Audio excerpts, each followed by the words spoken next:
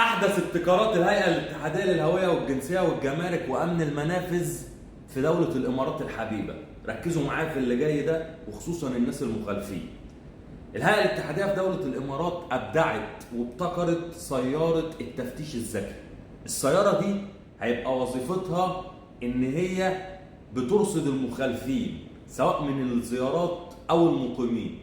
السيارة مربوطة بقاعدة البيانات من خلال بصمة الوجه. من وشك وبياناتك هتظهر لو انت حوالين السيارة على مدى معين. لسه كل التفاصيل دي هنعلن عنها لما تنزل من الهيئة ان شاء الله. وتقريبا السيارة دي المفروض اتعملت والعمل بيها ممكن يكون في 2026 بداية من 2026. ولسه برضه هما ما اعلنوش العمل هيبتدي بيها امتى ولا هتبقى في الامارات كلها ولا في اماره محدده، ولكن غالبا ان شاء الله هتبقى في معظم السبع امارات. فلو انت مخالف او انت مخالفه فالموضوع دلوقتي بقى سهل جدا انك انت تتجاب.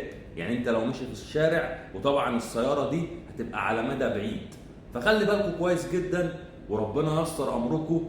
والناس المخالفه محدش يجي يخالف في دولة الإمارات، لأن دولة الإمارات دايما بتبتكر ودايما بتبدع ودايما بتطور نفسها عشان خاطر تحافظ على النظام والأمن. حد هيقول لي هو أنا لما بخالف بضر النظام والأمن؟ طبعا بتضر النظام والأمن وبتضر كل الناس.